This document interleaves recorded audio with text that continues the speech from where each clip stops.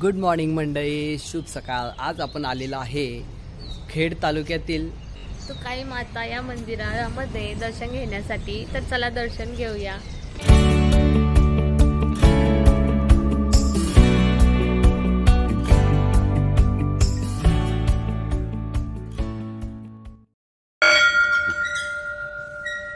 तर मंडळी, मी तुम्हाला इथल्या मंदिराबद्दल थोडक्यामध्ये माहिती सांगतो। हेमाडपंथी हे मंदिर आहे, याचा इतिहास खूप प्राचीन आहे। जसं पांडवकालीन बोललं जातं मंदिर।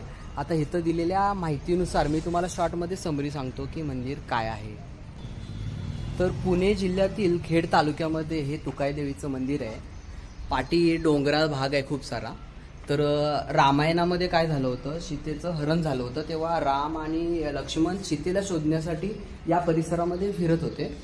तेव्हा भगवान शंकर आणि पार्वती वरती स्वर्गलोकामध्ये चर्चा करत होते की बाबा प्रभू श्रीरामांवरती आता हा खूप बिकट प्रसंग आलेला आहे।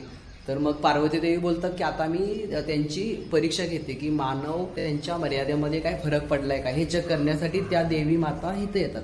तर त्या भवानी माता यांचं या ठिकाणी मंदिर आहे, जे तुळजापूरला मेन मंदिर आहे त्याचंच एक तुम्ही असं म्हणू शकता की त्याचंच एक इथं छोटंसं मंदिर आहे।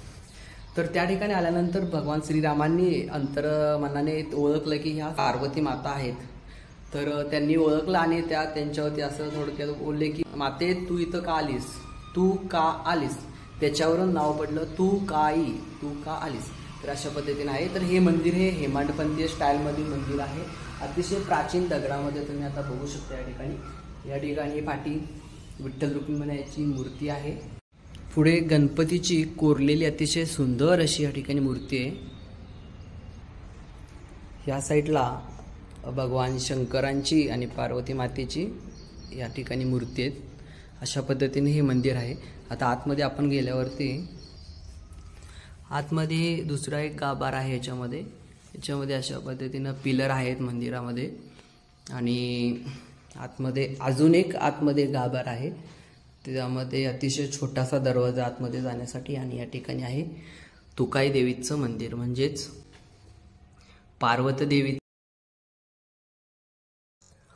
तर या ठिकाणी अशा पद्धतीनं मंदिर आहे। मंदिरामध्ये अशा पद्धतीनं देवीची मूर्ती आहे।